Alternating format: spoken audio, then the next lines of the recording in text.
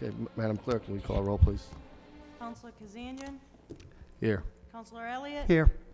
Counselor Armin Mercia, Counselor Lindsay. Here. 3 present. Okay, I just want to note that Councilor Armin Mercy is on vacation, or else he would be here. This committee is started from a motion that was done back in January, and now for the arena, and we want to just find out what we have in plan for the arena for the next year or possibly 2 years. So, Mr. Manager, I think we'll start off with you, and Go from there. yes. Thank you, Mr. Chairman and members of the subcommittee. Certainly, the arena has been a topic of discussion and conversation for some time now. Certainly, the last couple of years, as we grappled with some of the physical needs of the facility, with perhaps a new ice surface, and the city entered into an agreement with the Lowell Devils, the affiliate of the New Jersey Devils, back I think it was about 2 years ago. But as you point out, there was a motion made this past January that resulted in the formation of this committee to really focus the City Council's attention on the matter of the arena, because clearly the arena is an issue for the city with regards to its finances, and with regards to its potential, as it was originally designed to be an economic development engine for the city. There are events certainly taking place there.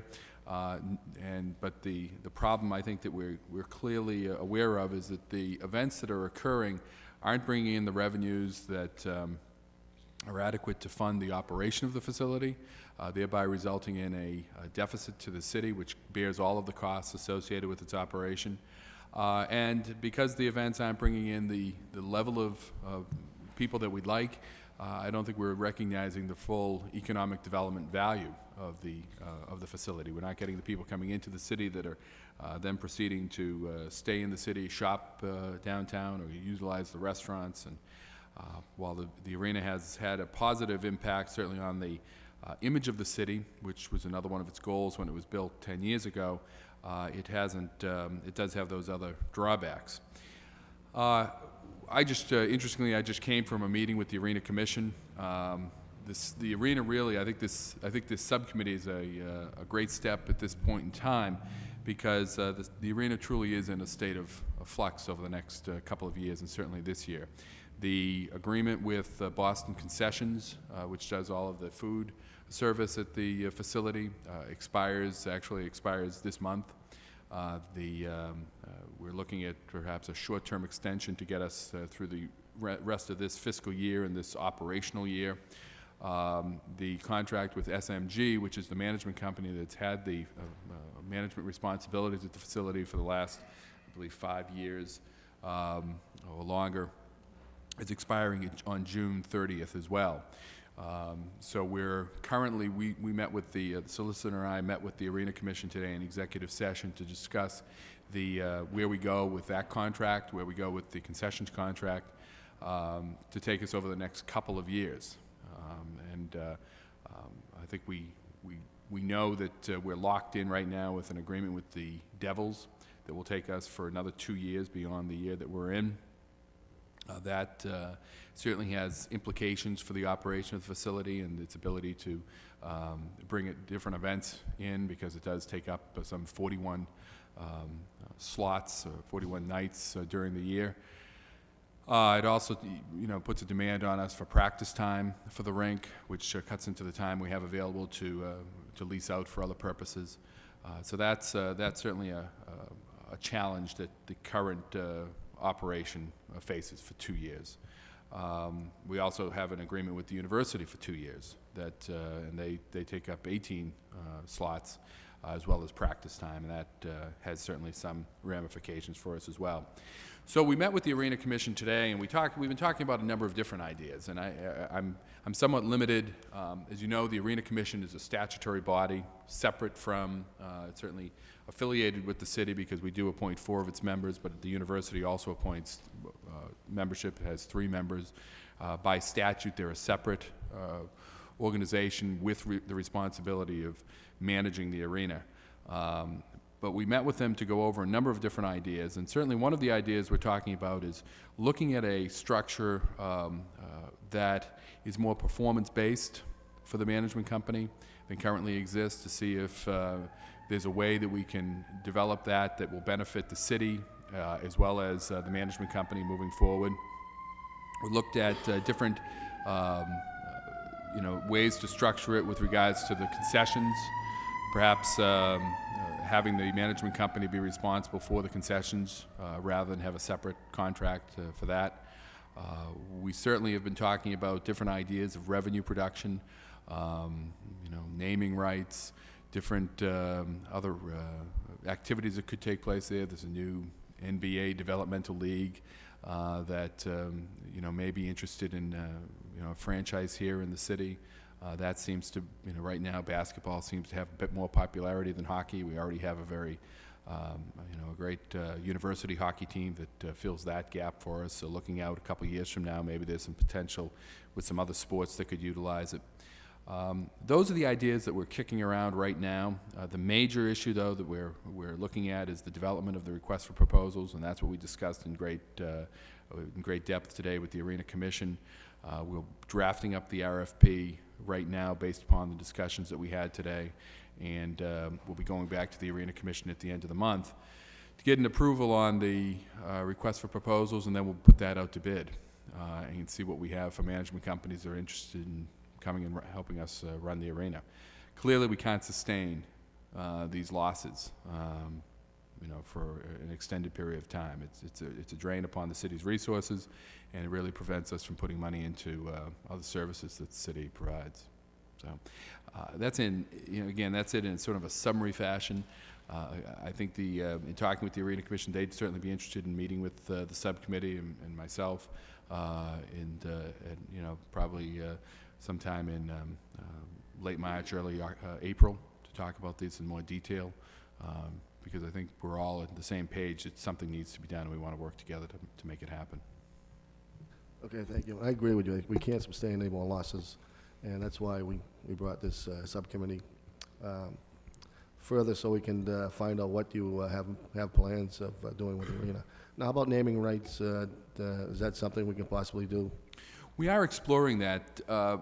One of the challenges we have right now is that it has already been named, the Tsongas Arena.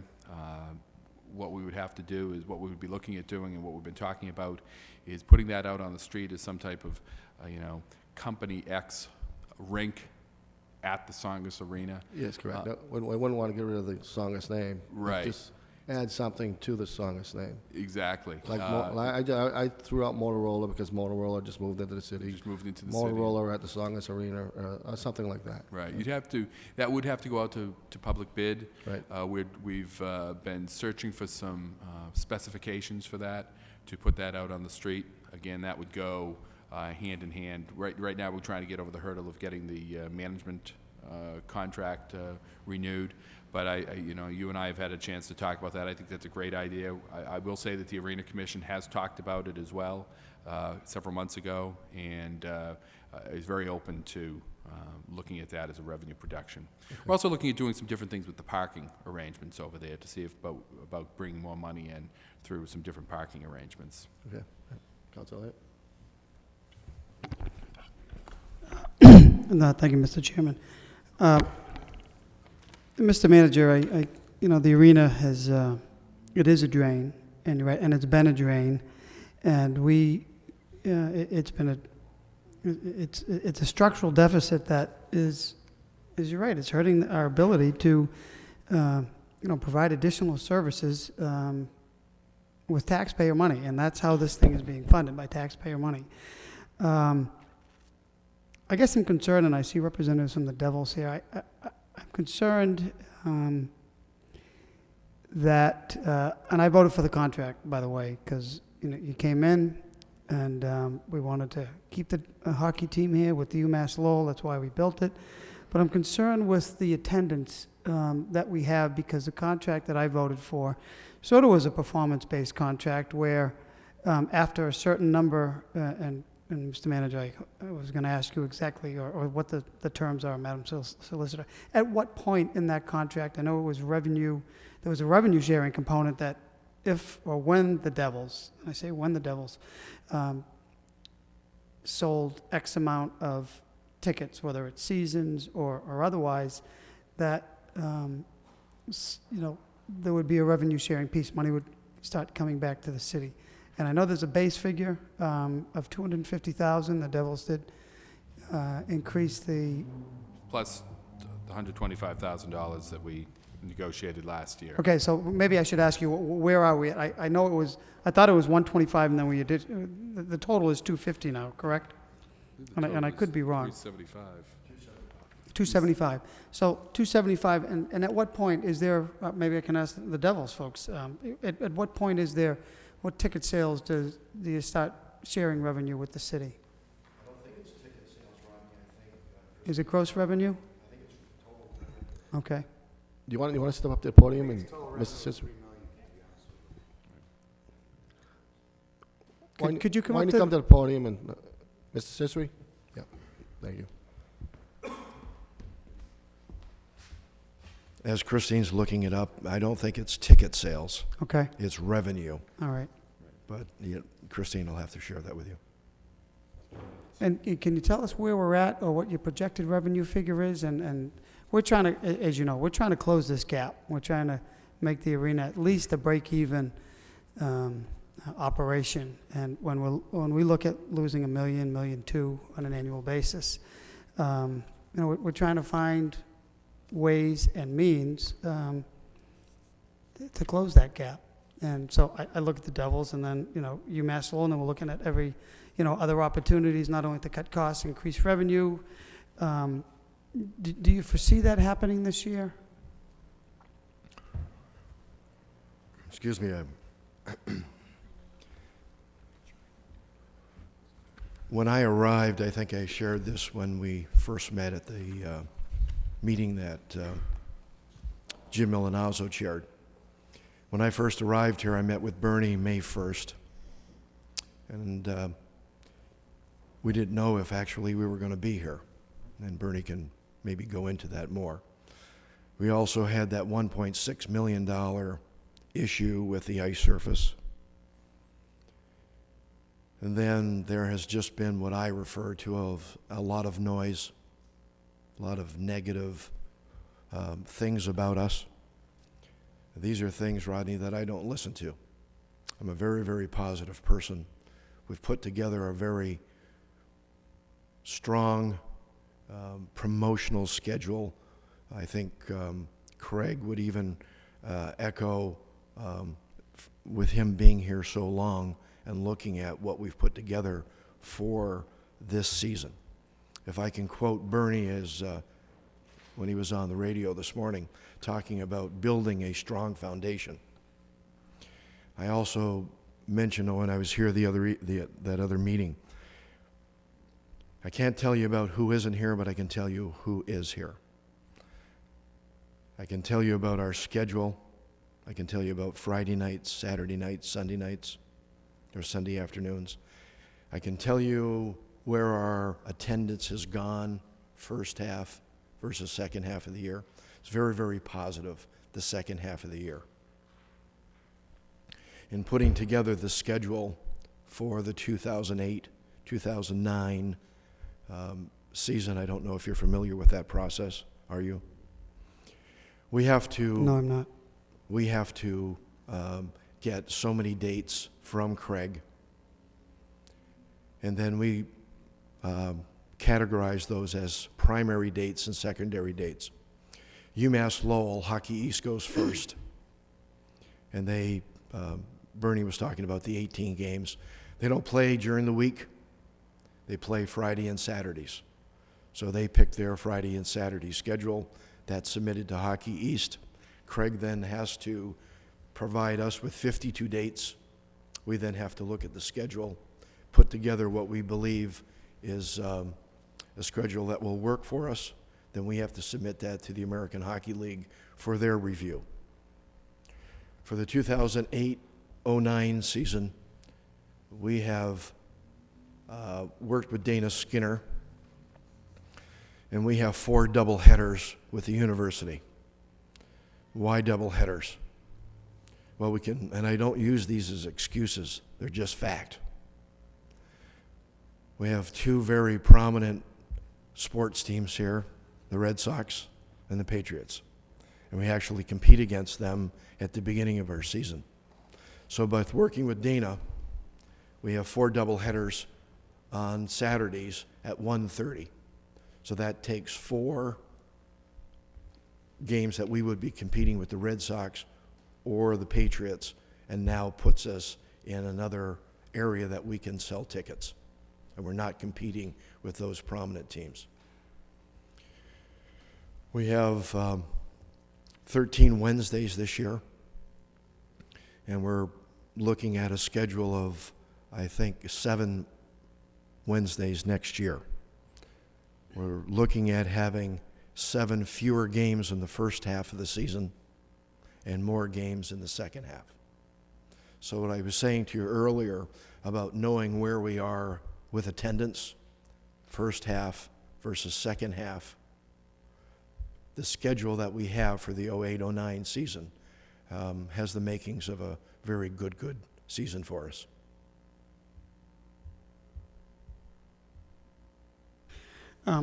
Thank you, I appreciate that. And I don't discount that it's a challenge to get dates and schedules and generally sell tickets. But I hope you can appreciate, where we're coming from.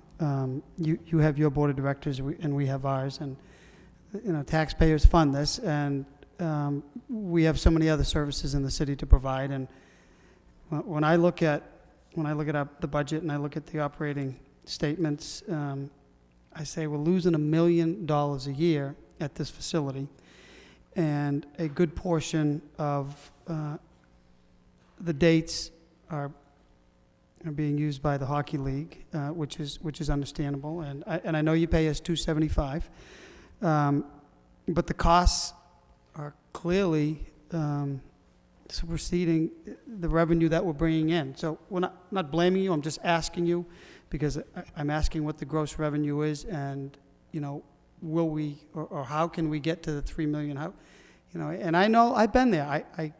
I went to the game that you invited us to. I'm not a big hockey fan, so I can't say that I go to a lot of hockey games. But I do know you're trying on Wednesday. You have a hot dog night, and you're putting together a campaign to try to put people in the seats. You want people in the seats. We want people in the seats. But the concern is how do we close this deficit? And it's not easy. That's why we're here. I will say I'm one of the person that I have filed the motions in the past, and I can see how you may think,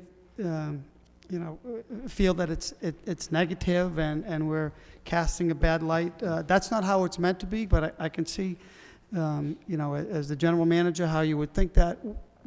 We're just concerned, I'm just concerned, that we need more people in the seats in order to generate revenue based upon the contract. Mm-hmm. That was put in place, because there's very little opportunity for us to make money, and we're looking at $1 million. Where do we go? We have to go to one of the prime tenants. So, and the cost, and I guess my overall concern is we have this operating deficit that doesn't include the debt and interest that the city pays. And on top of that, we really haven't put a nickel into that building because we're running the deficit. There's been little to no capital improvements. I know there was some issue with the lights. I know there was some issues with the scoreboard.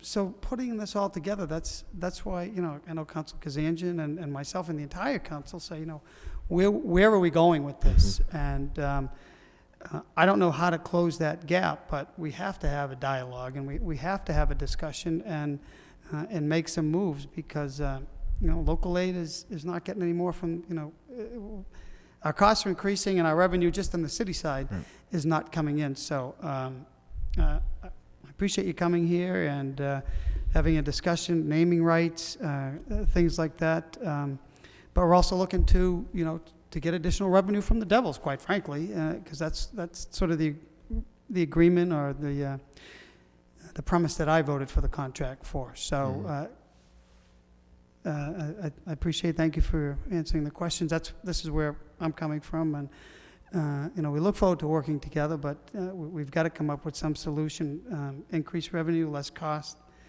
sort of basic business sense. So thank you. You're welcome. Thank you, Mr. Chairman. Council Lindsay? Chris, just a couple more questions before you rest. You're not getting off that easy. It sounds like you have a good strategy about rescheduling and not competing with the Pats or the Red Sox. That makes a lot of sense to me. And you said that the average attendance increased substantially after those teams' season ended, one of them sadly. But what was the difference in attendance when you're not competing against the Pats or the Red Sox? Is it 500 people more attend the hockey games? Is it 1,000? What's the increase in the attendance when we're not competing? We went from October, when we launched it, to using January 1st for that second half of the year. And when we looked at the weekends went from approximately 2,000 to over, I think, 3,300. Mm-hmm. So it's dramatic for us. When you look at, I know this information only because we capture all of this information with the American Hockey League. In the second half of the year, there are 29 American Hockey League teams. When you segment by season tickets, by groups, and groups is the grassroots, really what we're driving to get young families in here. When it comes to Sundays, we're number 5, 1 being the highest, 29 being the lowest. We have the 5th best group within the American Hockey League on Sundays. So, Mike, anytime I can eliminate a Sunday with the Patriots at the beginning of the year, and I can pull a doubleheader with Dana and UMass Lowell on a Saturday, it's incredible. When I group Saturdays and Sundays together, I go from 5 to 11. So it still shows that as far as groups go, we do extremely well. I think, Elliot, you mentioned season tickets. Our season ticket base is low. We're similar to Springfield. We're similar to Houston, that has a small base of season ticket holders. And to your point earlier, not at all do I find this negative at all. I mean that sincerely. I really want to develop really a strong foundation here, that when people come to the games, they have fun. We have so many testimonials from families, those that even celebrate their children's birthdays at the Songus Arena. They have a great time. So what are we going to do this year? I figured out with some realignment within the office, I'll be making between 6,000 and 8,000 additional phone calls this summer. So to your point about good strategy, I think we do. I'm very confident with the people that we have in the office, and I'm going to stand here, as I said before, very optimistic that we're going to have a very good 08-09 season. And I know you work with Dana on a number of dates and things. Do you feel that you compete against UMass Lowell hockey, or is that, for instance, when we have several restaurants in the city, it gives people more choices, or is the fact that UMass Lowell hockey is going well, is that an asset to your program? It's an asset. Playing hockey at Providence, I've gone to the Providence UMass Lowell games, and matter of fact, watched a third period with Marty at the BU UMass Lowell game. And I can tell you, in my assessment, maybe 10% of the audience for UMass is the same with us. You have 2 distinct audiences for college hockey and professional hockey here. So only about 10% of the fans that go to your games are going to the UMass and the rest is... That may be high, Mike. Yeah, okay. And I think Dana would concur with those numbers. And in addition to, when you say 52 dates, how many home games do the Devils play? We have 40. 40? Right. But we can't take all of these dates. Yeah. So Craig has to give us a variety of dates, and we have to plug them into the American Hockey League. And how many practice dates are there on top of the game dates? I'd probably say 40. Another 40. And many of those we practice, not many, I can't tell you, probably 7 to 10 games we'll have to practice outside of Songus because of a concert that's going on and so forth. Okay. Now, I know originally there was, when they built the Songus Arena, there was a plan to have the practice rink separate from the arena. And it seems to me that now that causes a lot of problems because there's just as many practice dates as there are game dates, I imagine, in scheduling events at the arena. So, I'll let Craig talk about that. UMass Lowell and the Devils practice the same days. and do you practice in the mornings, in the afternoons? We're in the evenings? mornings, UMass is normally in mornings. the afternoons. Okay. Okay, thank you. You're welcome. Mr. Manager, you want?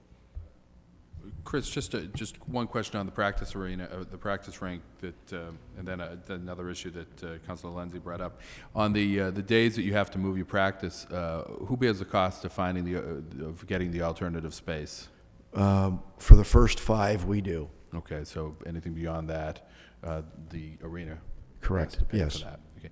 In terms of the attendance, those some interesting numbers that you raised.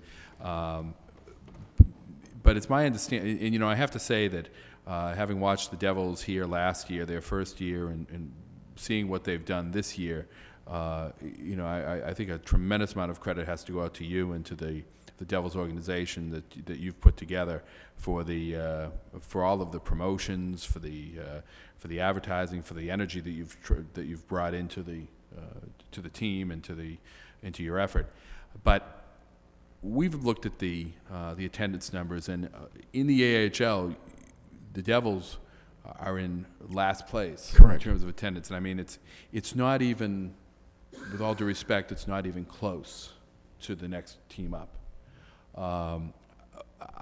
Why is that, and how do you, even with all of your efforts, and you know, you could double, triple, quadruple those efforts, it seems unlikely that you would ever be able to get it up to the numbers that you need that the city needs to, particularly when we look at, and I do have the contract here now that and found the section. I mean, we don't see any increase in the rent coming to the city until we go over the $3 million, which you've raised, and that just brings us up by another $25,000 a year. You know, that's in gross team revenues, and you know, figuring that you get all the advertising revenue. You know, what's that translate to for how much attendance do you have to get us up to that point? Attendance and people buying food or, you know, souvenirs to get us to the point that we make an extra $25,000. And I mean, even if you go over $4.5 million, we pick up an extra, you know, $300,000. But it seems like that's an impossible number to attain. First of all, thank you for the compliment. You'd have to sit down and put a pencil to those numbers to get what you're referring to, but Well, it seems to me that you'd have to spend, I just tried to do it, and it seems to me that you would probably have to have the average person, you'd have to have an attendance somewhere in the vicinity of 4,000 to 5,000 people, and they'd have to spend $80 a piece or thereabouts to get up to those numbers. it might even have to be higher than that. We have, on the 29 teams, we have the lowest season tickets cost of any of the teams. So, I mean, you've asked a couple of things. When you were talking about numbers, the beginning of the year, the second, Wednesdays don't help us as far as numbers go. They're good for hockey, but as far as just pure attendance. So to get to those numbers, Bernie, that you were talking about, where we are, if I took all those Wednesdays out and I had all Saturdays and Sundays, the numbers would be greatly different. There are many teams in the American Hockey League that don't have as many weekday games as we do. This is one of the things that Chris Lamorello and I were working on, again, with the dates from Craig, and trying to put together a schedule that works for everybody. And I believe that, where some of the numbers that maybe the Lock Monsters had, we don't have a lot of comps. Our numbers are real true numbers. We have some comps. And in our comps, if you have a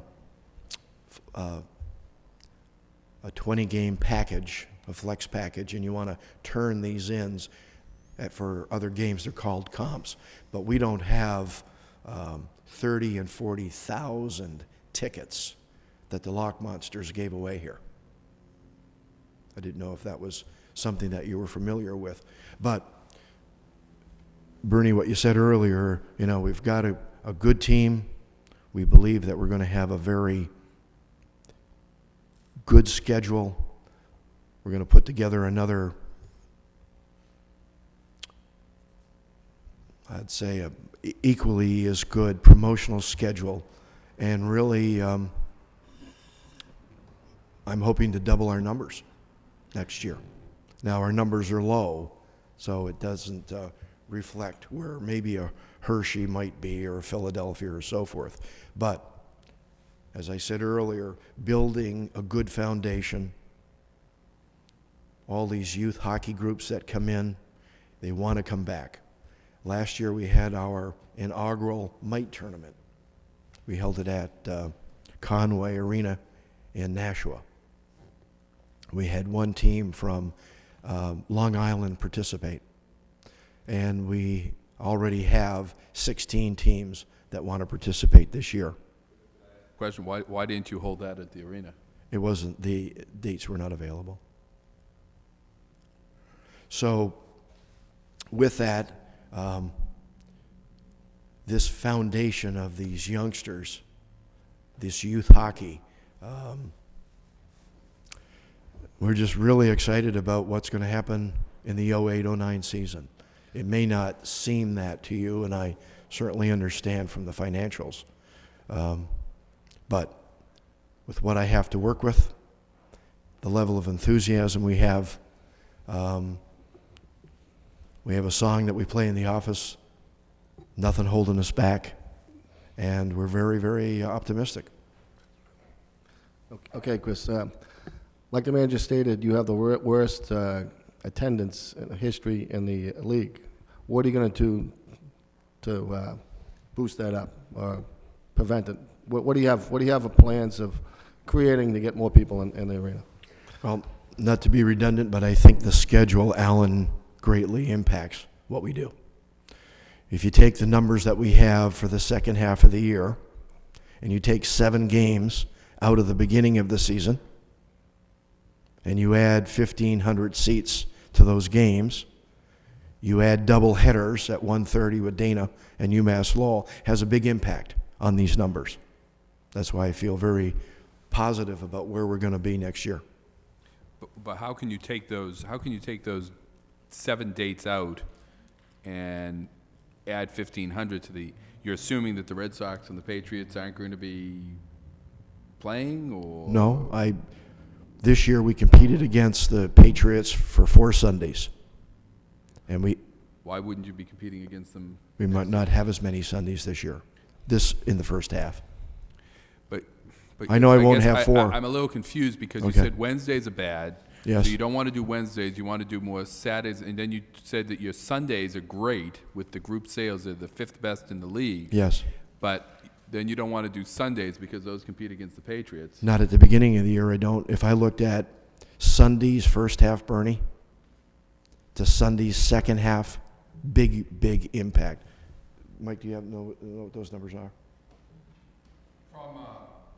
Come up here, Mike. After January 1st, our Friday, Saturdays, and Could- Sundays. will you state your name? Mike O'Brien, I'm the Director of Media and Team Services for the Okay. Lowell Devils. After January 1st, our Fridays, Saturdays, and Sundays average 3,300 people per game. Whereas you look at our total attendance for Fridays, Saturdays, and Sundays before January 1st was about 1,700.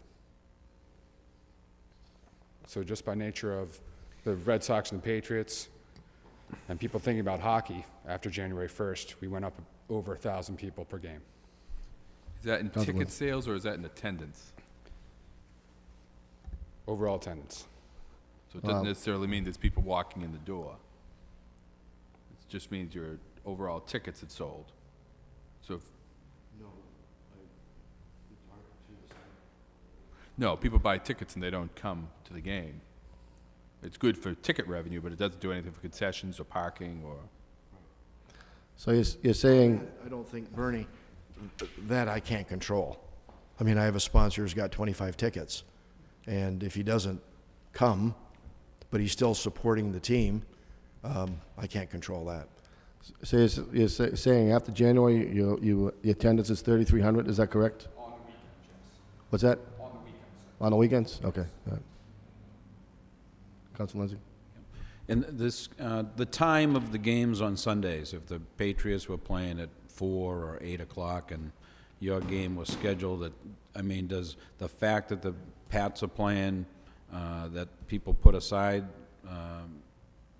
that's the thing they're gonna do that day? Or would the time of the schedule, if your game wasn't at the same time simultaneously as the Patriots or Red Sox, does that have an effect on your attendance?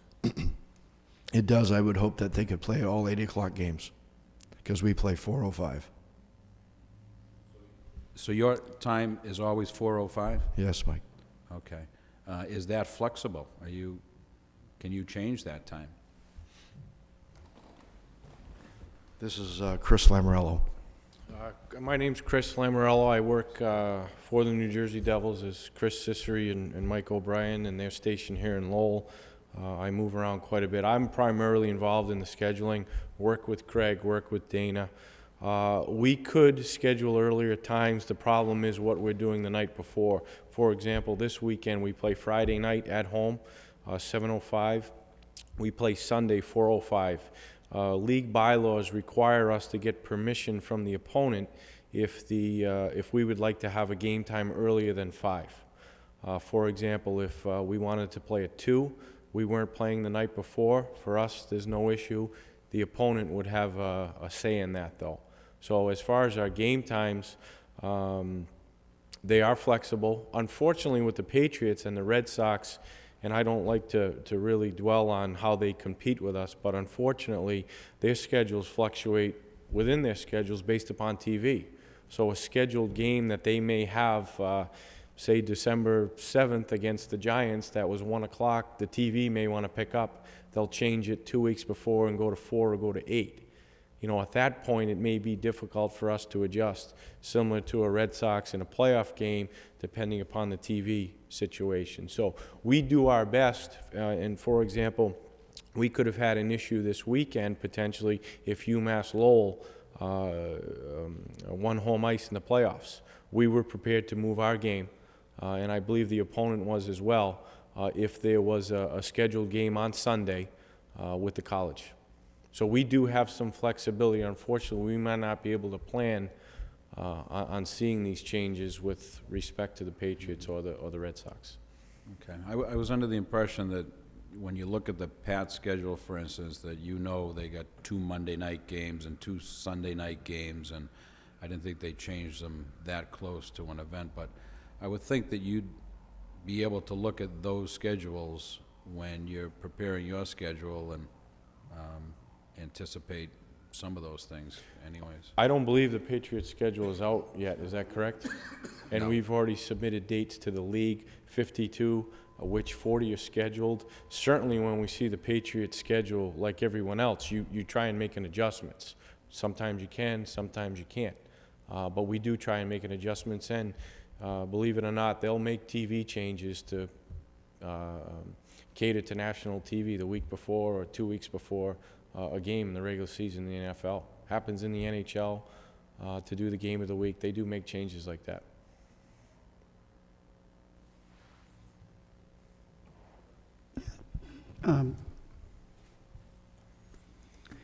Can you, how much does it cost you to rent ice elsewhere? Is it just, you just go to a local rink around here when that problem surfaces? As far as a conflict with practice? Right, I'm sorry, We practice. worked at 2 rinks this year, one in Conway primarily, and then when Conway wasn't available, Salem. And I believe that the cost per hour, $275 an per hour. hour? I think it's It's less than that per hour. Yeah. about 175. Which, from what I understand, is, typical rate in Massachusetts for a rink. And we, for us to practice out of the building, to accommodate dates, these rinks are fairly local. That's something we can do. That's something like you pointed out before when you had the original plans for the building, to build a practice sheet.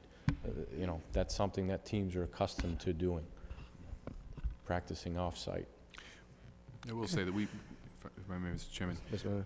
we've been talking too about the possibility, and I actually spoke to the Chancellor about this a while back, and we've sort of been following up on our own, is exploring the possibility of some practice ice there to see what the cost would be. We estimate about $4 million to put that there, and to see if the numbers would work. That we've got this facility that's losing money, but if we had a practice facility that could open up some ice time for the other teams to practice, as well as leasing out. Councilor Kazanjian asked a question at one of the other meetings about the amount of money we bring in from high school groups or youth groups. We bring in about $100,000, but we're limited in what hours we could do. But if we were we're trying to run the numbers to see if it would make sense to do a practice rink that we could then lease out.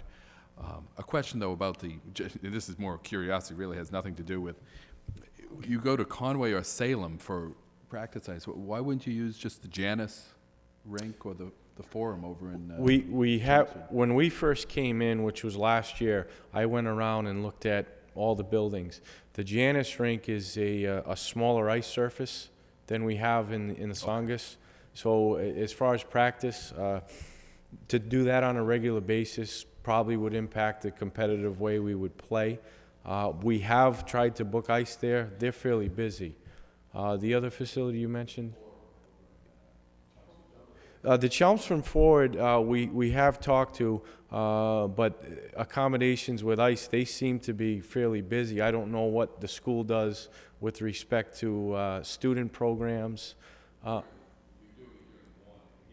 This is irrelevant to what we're talking about. Right. Just curiosity about how you operate your business in that respect. It's done during the morning, so I would think that would be a time when the ice is just empty. We've talked to them. We can certainly revisit the situation. Again, when we came here, there was a relationship with a couple of these other buildings, and we have no real affiliation or married to going to either venue. We do what we think is best for us at the time, and the toughest part is scheduling, if they're available. And I know the Chelmsford, there has been some limited availability, because that's the first question I asked when I came here. Why wouldn't you practice in Chelmsford? Because that's where I played when Lowell played out of there, when I was at Providence. So.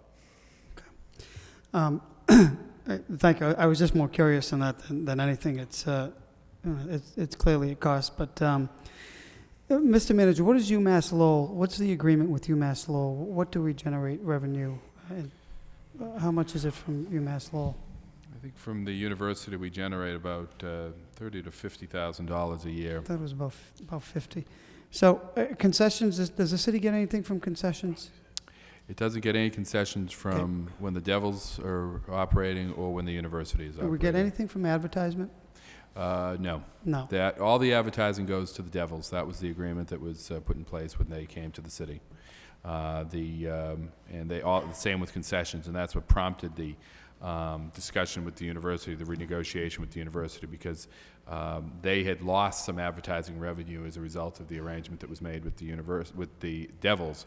So as a offset to that, then the deal was restructured so that they would pick up the lost revenue from advertising in the form of concession revenue. The advantage of the concessions to the city is that the contract with Boston Concessions is that if they sell a certain amount, then then everybody shares a larger portion of that revenue. Oh, and the existing contract that's With Boston supposed to Concessions, expire? right. Have we ever reached that threshold? Have we received any? I think we do. Money We back? do trigger that. Which does lead me to another question. How do we know? I mean, do the Devils organization submit your financials to us to know what your gross team revenue is? I believe those have been provided to SMG or the Arena it Commission. SMG? I have not seen those. Hi, Craig Gates with Songus Arena. To answer your question, we were submitted the financials once back when Brian Martin was running the team at the request of the Arena Commission. To my knowledge, they've never been submitted since then. Okay. So those really should, I guess that's a point that the Devils should be providing that to the Arena Arena Commission. Commission. Okay. We're not here to grill you, just by the way. I mean, this is information that has not come to us because there is the Arena Commission, but, you know, we're trying to get some answers. We're trying to run the arena like a business, just like you run your business, and we're trying to run the government more like a business. So, I mean, just rough numbers. We're getting $275 from you. We're picking up probably another 100 from other events that are available. Is that pretty close, Mr. Gates? About 100,000 for whether it's renting out hockey space or? Well, the I hockey, thought you said about 100,000. that's 100,000 for the year, for Right. the youth groups. Right. But, you know, we do very well on concerts. Right. And I'm not sure if Mr. Gates wants to give any sense of, I mean, we have 2 concerts being planned for this weekend at Right. the site. The Dropkick Murphys are coming and doing 2 shows, and the numbers that we'll be receiving on that are staggering. Right. You know, they rival what we get for the year from the Devils. Mr. Gates, just a rough number. I mean, we're talking generally rough numbers here, and I'm trying to get to where we're. Could you get- And I'd like to get those financials as well as maybe the last audited statements from the Arena Commission. I'll put that on the agenda for the next Arena Commission Okay. meeting, which is on the 25th, I believe. But what was the second part? You said the 275 from The the manager Devils. mentioned we generate about 100,000 from youth Right, yes. sports or graduations or. Well, on top of the 2 hockey programs, obviously this year we'll probably do about 15 concerts in this fiscal year. We've done a number of family shows.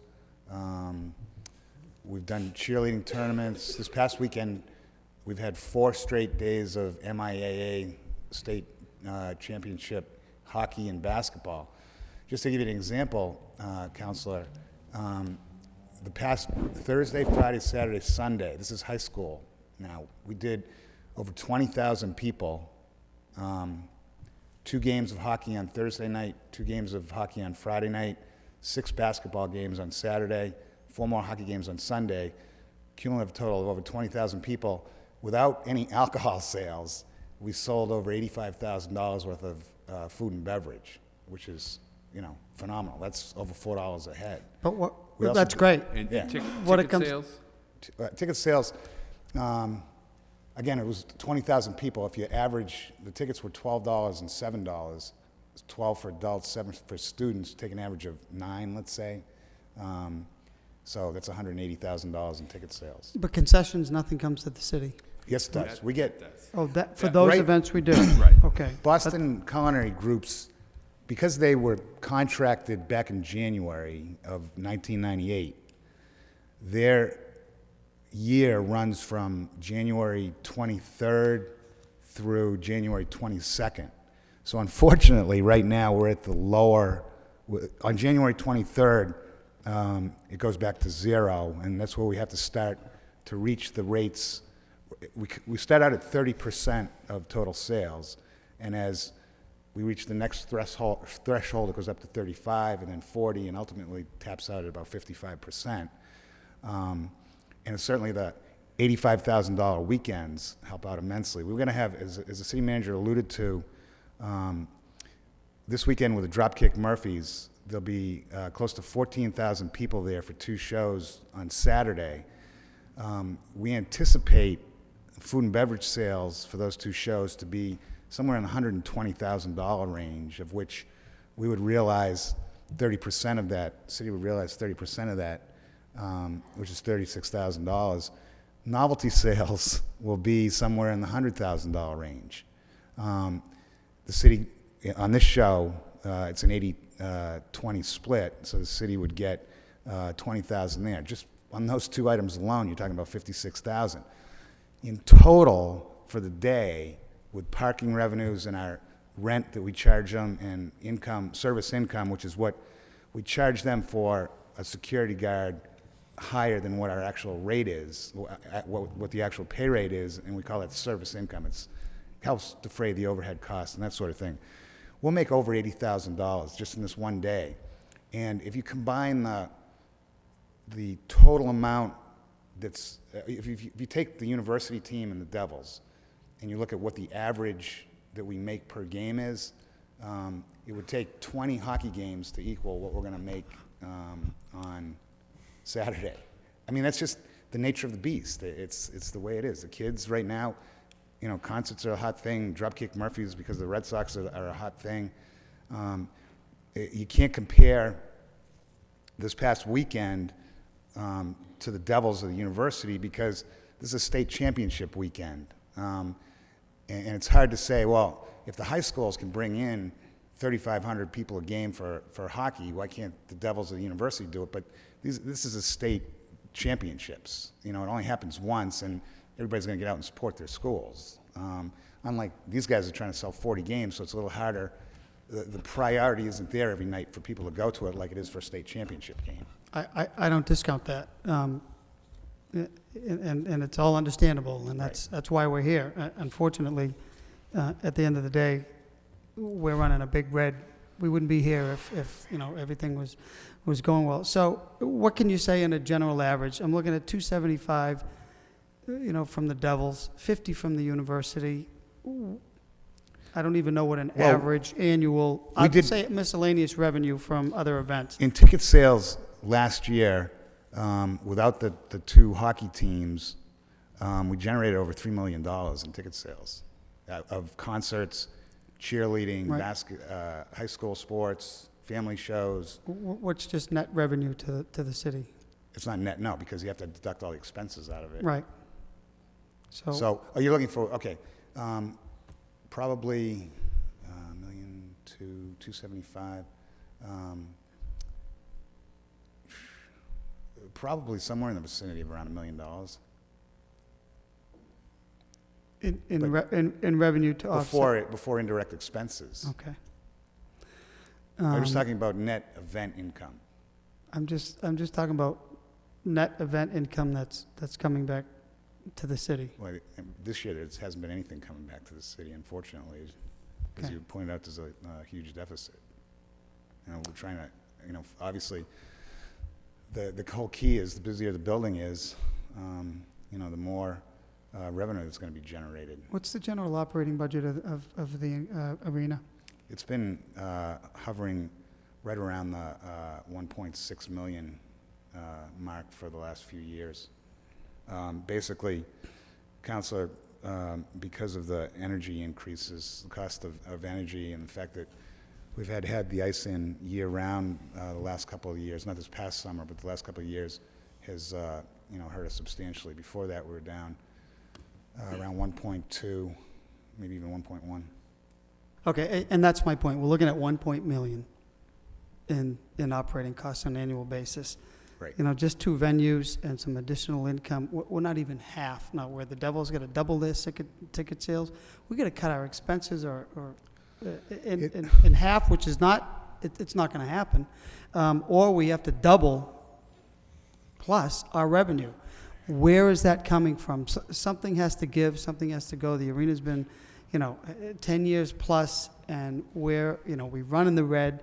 And I don't know what can be done, but something has to be done. And I know you feel you're paddling upstream because, you know, you're making every possible date work. You're changing dates with the Devils, and they're working with UMass Lowell, and we're trying to keep that building filled and operating. And we have, you know, because that has a bearing on the parking garage and revenue coming in that way, but Well, it's Counselor, just one not thing- working, and you know it. And No, I know, but one of the other things you have to take into consideration too, one of the things that you've touched on with the practices, you're looking at $275,000 from the Devils. You're looking at $60,000 a year from the university. That's what we get in total, not just for the games. Right. But that's what we get in total for practices, for all the office space that they all have over there, for the locker rooms. Now, you gentlemen are all businessmen. Think of what the square foot charge for office space in a first-class facility like that is. You know, and annualize that out, and you can see how much money, again, that with the heat, light, electricity, that, you know, again, we just barely make money on the games themselves. Never mind all the overhead that goes along with it that we're responsible for paying, that the city's responsible for paying. I've taken the floor long enough. I appreciate it. Thank you for the time. I do have some other questions that maybe they'll be answered, but we got to hit that deficit, and I don't know what it is. I mean, 275 is, with all due respect, is a good deal for the Devils to come based upon, and that's the contract we have in place. I understand that, but we need to address that revenue. Councilor Lindsay? So Craig, just for you. So out of all the things we do, it's obvious that the concerts are the things that we would like to be doing the most of. It seems like we do concerts, but it's a here and there thing. I know that Billy Joel is coming to Manchester. Is that I'm not sure if he's coming to Manchester. Worcester? It could be Worcester. He's got a relationship with them down there. Okay. How come we can't get Billy Joel and on top of, you know, this week's concert, so, you know, the arena is really rocking? You know, I know that when the auditorium was taken over years ago, they weren't doing a big volume of events, but, you know, they've managed to offer a variety of things where, you know, they're filling the place with a tremendous variety of things. Right. And that's an excellent point. Tom McKay, Terry McCarthy, Leo Cregan have done an outstanding job over there. One of the reasons is that their company, Mill City Management, will actually promote shows. They can go out and buy the talent. They go out and buy those shows. That's why Tom McKay just spent a lot of time down in New York City recently meeting with agents, because he actually buys a lot of those shows, and his company makes the money off of it, and then they just reinvest it into more shows. So where we don't do that, I mean, we can't take, my company doesn't want to do that, and we can't take the city's money and put it in jeopardy, because you could have 5 good shows and make a little money. If you have one clunker and lose $100,000, I mean, that's the city's money. and it's But just how gonna put did you Worcester further. get Billy Joel? And Well, how- first of all, Billy Joel has a relationship there. He opened his Stormfront tour there in 1988. For some reason, Billy's kind of a sentimental guy, and he likes playing places he's been before. But with that being said, I'll give you a perfect example of last year. I had an outstanding shot of getting Elton John for the arena. When the agent was taking a look at it, he made a call to Don Law, and he said, because it's Don's territory, and he said, "What do you think of this facility? You've done work there." And he said, "What are you talking about? You're not putting Elton John in that facility." And he said, "Why not?" He said, "That's too close to my Great Woods play or Tweeter Center play in the summertime. It'll take money away from that show." So, I mean, sometimes you get the situations where, because we are in Don Law's territory, Verizon's a separate market up in Manchester. Providence is a separate market, but because we're so close to Boston, we're considered the Boston market, and a lot of agents, again, have relationships with Don Law that have been going on since the 60s, that they don't want to tick him off, and they're not going to bring a show here that he could have at the Tweeter Center 3 or 4 months later. So you would be ticking him off, or they chose not to perform here? No, they chose not to perform here. Not that I Yeah.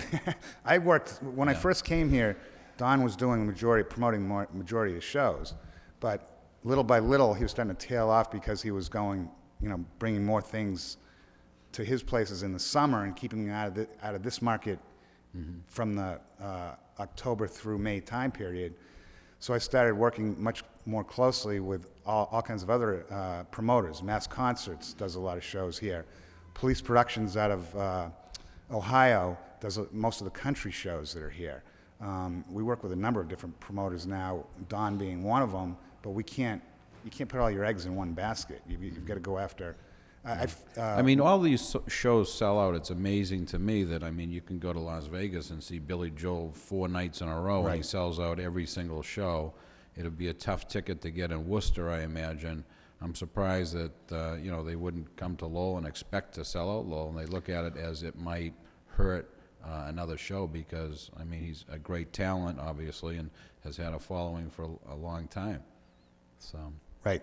And again, Worcester has 15,000 seats, and we have maximum of 70 for Billy's show, probably about 7,500. So you're looking at half the number of people, and Billy's guarantee for a promoter to put him in a venue is $2 million.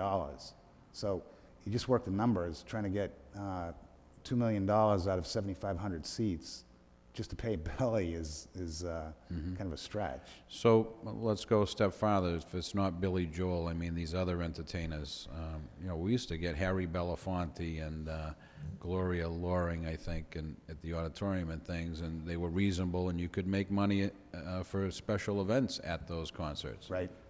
You know, maybe the industry has changed, but It has, but you certainly can get a lot of the oldies groups. It's a whole question of finding somebody that's willing to promote them. I know Peter Osella does a whole series in the summertime where he has a lot of those older groups, like last year Eric Burden and the Animals, and he had all kinds of the old groups. And yes, there's a draw there, but is there enough of a draw to fill the arena? Yeah. That's the problem. someone like James Taylor. Again, James Taylor is somebody that we keep asking Don as a favor to get him in here, and to this point, it's kind of, you know, he says he'll work on it, but, you know, to this point, and Don and James are, I mean, that's how James Taylor got into the business, was through Don Law, and, you know, he's going to listen to what Don tells him. Tell Dawn we need a lot of favors. Believe me, he's done me a lot of favors. It's just that, you know, he's got to watch out for his own pocketbook. We did have an opportunity to Craig arranged for a meeting with us to have with Don Lahr, and he did indicate his observation was that the market is such right now that a couple years out, acts that are in smaller venues right now will be ready to move up into larger, you know, this type of venue. They won't yet be ready to go to the Worcester, but there are people, there are acts in the pipeline of development that, but again, it's his comment to us is a couple years out for that. But Well, and here's another perfect example of what Don was saying when he was here, was that because of the lack of dates that we have available, sometimes he can't put a show in Lowell on a Tuesday night, and this is a perfect example. He wanted either 14 or 16 for the Jonas Brothers, who were the opening act for Miley Cyrus or Hannah Montana. You must have seen that, Hannah. I mean, Counselor. I know who they are. Anyway, they're very hot right now. And back a couple of months ago, they knew that we had the Dropkick Murphys on the 15th, at least one show. So they wanted the 14th or the 16th for Jonas Brothers. Now, we couldn't do it because we have hockey games both nights. Plus, we had the potential of the university being in a playoff game on that Sunday as well. So they went to BU, and BU couldn't do it, couldn't guarantee it either, and well enough that they didn't, because BU's hosting playoff games this weekend, so Friday, Saturday, and Sunday were out for them. The next available date that the Jonas Brothers had was Tuesday. So I got a call from Don saying, Craig, I'm going to have to release those dates. We're going to take it to the Aganis. And I said, Don, why? I was looking forward. This would have been a great show for this year. He said, just like I explained to the city manager, he said, I'm I'm not going to do as well in Lowell on a Tuesday night as I am in Boston on a Tuesday night. So, I mean, if you had the weekend available, we would have been there. But a Tuesday night, I'm not going to bring the show to Lowell. I'll go to Boston. So, I mean, that's how it works sometimes. And Don was very candid about that. What's that, Michael? Okay, like Councilor Elliott mentioned, we're not here to attack you, but the taxpayers are paying over $1 million a year to support this arena. And we want to find out what SMG and the Devils are doing to correct this problem, and what type of revenue they can bring to the arena, so we don't have to have the deficit of over $1 million.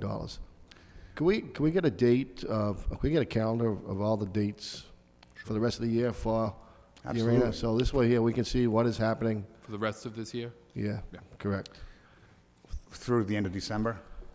correct, right. Okay, sure, absolutely. Do we have any other concerts lined up? Oh, sure. We have the Dropkicks this weekend. Next Friday night is Rockstar Taste of Chaos Tour, which will be a sellout.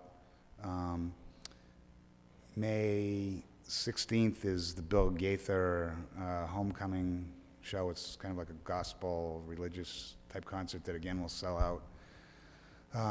We have a group called Jimmy Eat World and Paramore, which is close to selling out on April 30th.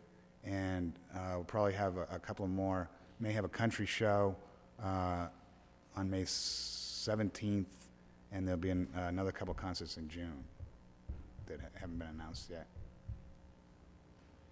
That's just through June. In July, August, do we get any? We have a couple of holes. One, Lincoln Park is going out on tour, and we're looking for a place to rehearse before they start their tour. And we're kind of on the short list of places for them to come and rehearse, which will generate, it's not a concert, but it'll still generate revenue during the summertime. We're trying to work with AEG Live. They have this new program out called the Disney Family Music Festival. They want to do it outdoors. They like the looks of our back lawn tied into the arena. They're looking at doing a weekend event up here sometime in either July or August. We have the Quilt Museum. And August is a tough month this year because we have the Quilt Festival the whole first week in August. And then as part of the university contract, they get the next 2 weeks in August to do their hockey camp. So concert-wise or any other event-wise, August is always a tough month to fill the void, to get events in there. What on during the folk festival? What happens at the arena during those 3 or 4 We're days? held, Council, we're held as a torrential downpour alternate site.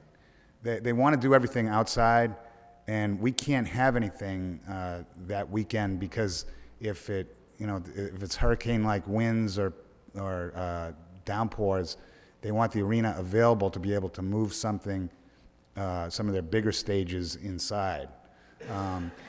They did move one of the stages over to the parking lot A couple of years ago, but they felt that the Festival Foundation felt that it was too far away from the other locations, so they ditched that this past year. But just by agreement with the Festival Foundation, we've always held that weekend open in case they need the venue. Don't you think, though, we should have some blockbuster name in here for when we have, over 100,000 people are already here in the city that you could promote? You could probably have more than one concert with a pretty large name that I think that would be, a given that it was sellout and somebody who ties into the folk festival. It's certainly, as far as I'm concerned, that it's something that we'd love to do. It's a question of getting the agreement with the Festival Foundation and the city that we don't have to hold it as an alternate venue. Seems like we could talk about that and maybe provide Plan B where there were tents maybe available if the weather was inclement. Because they put that in all, if you look at all their brochures, Counselor, they always have that this is an alternate site for this venue, this is an alternate site, and the arena's always in there all weekend as an alternate site if, it's a torrential downpour. So. Yeah, see, that's a problem. I mean, we're holding dates in case UMass makes the playoffs. We're holding dates for these things, and I think we need to look at some of those dates that are being held just in case, you know? And, Right. I just had a call before I came over here. I mean, this is what's really frustrating. I mean, granted, you try to work with the cards that you dealt, but I had a call. Cheerleading is huge. We do a big cheerleading event every year, and again, it's over $30,000 just in food and beverage sales. Never mind the rent and everything else. But I had a call from a woman today that wants a presence in the Boston area, her cheerleading company, and she asked me for, she wanted a Friday and Saturday or a Saturday and Sunday in December, February, or March. I don't have a Friday, Saturday or Sunday in February or March because all the dates are held for the hockey programs, all the weekends. As the Devils pointed out, Dana, the university, plays on Friday, Saturday night. These gentlemen want as many Sundays after the first of the year that they can get. And that's the way it works. I mean, you know, again, they're trying to develop their program and, you know, make it more successful. So obviously they're going to, you know, try to work more closely on the weekends. And it just, without any weekends available, you don't have the flexibility to do the types of things that you're talking about. And how many times a year would you get a request for like a trade show, or do you get requests for? We don't typically, and part of the problem is that, especially on consumer shows, like an electronics show, we are so close to the New Hampshire border, they won't come here because there's no sales tax in New Hampshire. So people won't come here to do a, you know, blowout computer show or a electronics show like they do in a lot of other cities because we're so close to the border.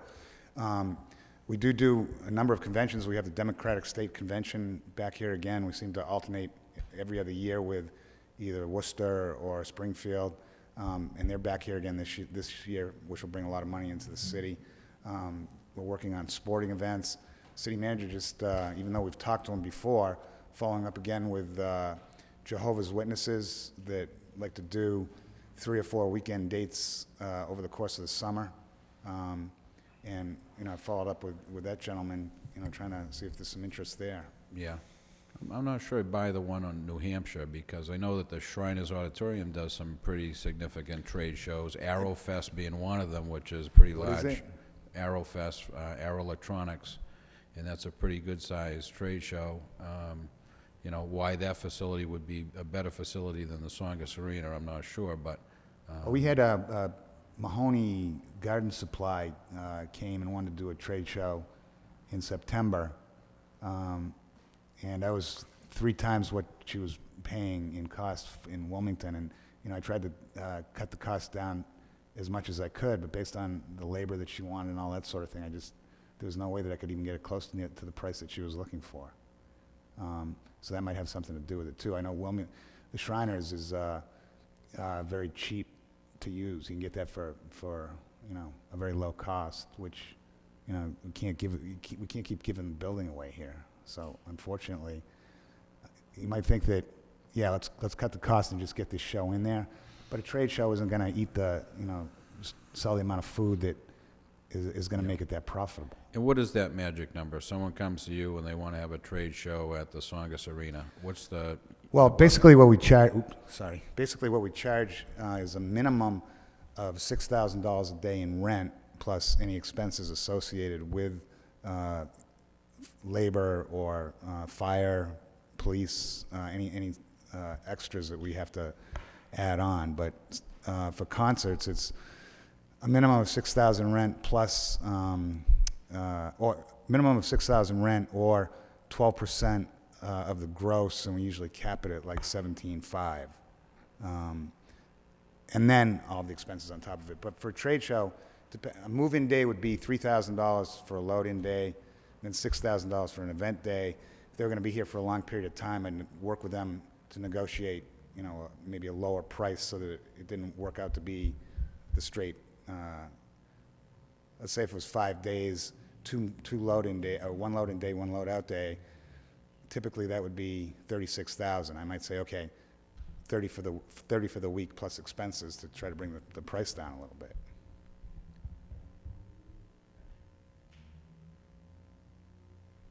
This individual that wanted to have the, was it Mahoney's? Is it- Yes, sir.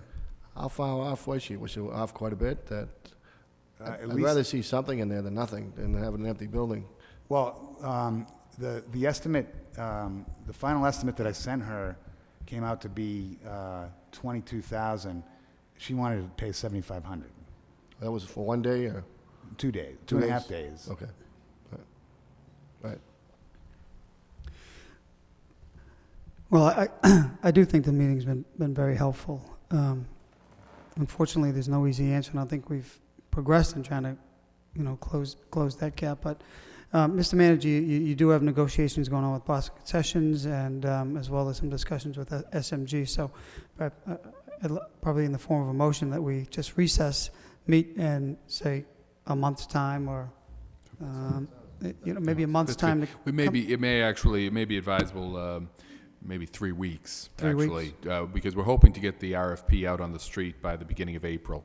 So that gives us about 3 weeks, and we can bring the subcommittee up to speed on where we are with that. We're playing around with a lot of ideas right now about how to structure this in such a way and put lots of options out on the table for how we do this. Right now we have, and again, I want to be careful how much I talk about this because but we're looking at different ways to structure the management of that facility so that we maximize the amount of money coming to the city and minimize the risk to the city.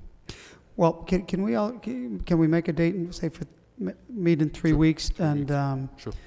can we have the Arena Commission join us as well? I will. I was hoping that we would do that. It sort of makes sense that if we can have that dialogue, I mean, they have the ultimate authority when it comes to, I think those, under the law, we have the appropriation authority, so it seems to make sense to have them here, and you, and maybe, SMG, Devils, University, just to, like you say, throw some options out on the table, and something has to come together. Okay, good. Councilor Lindsay, you want to say something? And just lastly, is there any kind of capital improvement plan that is intact regarding the arena now that it's going on 11 years old? Or? That was a topic of discussion at the Arena Commission today as well, that looking at the option of bringing in an outside firm to evaluate the building and put together a capital plan for us. There hasn't been a lot of money put into that. We've been doing some preventive maintenance work with some of the chillers and some of the other equipment, particularly in light of the work that we did last year with the ice. The ice, I'm still confident that the ice will hold up. We had same firm that does the Boston, the TD Bank North Garden, come in, look at our system, and they felt that it was just one that we just needed to do some repairs on it, and that was going to happen on a regular basis as it does at the Garden. But that, certainly down the road that's going to need work. Down the road you're going to need to do some other capital projects there. And there's always sort of the bells and whistles types of projects, so that, I know that the university would love to see us have a video scoreboard in there. But we're talking probably somewhere in the vicinity of $500,000 to $1 million to put something like that in, and we have to look at what the revenue is that we would derive from that. Putting in luxury boxes, putting in another, a room there that could act as a function hall is something we've talked about. That's a few $100,000, but sort of the nuts and bolts of keeping it operating. Obviously, the biggest issue is the ice, the heating system, the roof. So we're going to have all that evaluated this spring as well. And when you say an outside firm will come in and do that evaluation? Correct. And that'll cost us? There'll be some money. There's money set aside in the, we're looking at the money that's been set aside in the capital account of the arena. There's a surcharge that goes on certain tickets there at the arena that has built up some balance. We're checking on that balance right now, and those would be the types of funds we would utilize for that. Mm-hmm. I just thought that, sometimes we have people that work on some of the different commissions within the city. Mm-hmm. And Mark Byrne comes to my mind. Mark is the plant facility manager at Greater Lowell. Right. And, maybe the next time we have an appointee for the Arena Commission or something, someone like Mark with expertise in plant management might be invaluable to a committee like that. It's a great idea. I mean, we did have John Ting from the university who had an engineering background, and that's certainly something that we'd be looking at appointing in the future. And Mark's very knowledgeable in that area. Okay, we have a motion for approximately 3 weeks to meet, and it's going to be with the Arena Commission also, and the Devils, and also SMG. You want a second, Mike? Okay. All in favor, say aye. Aye. Thank you for coming. Thank you.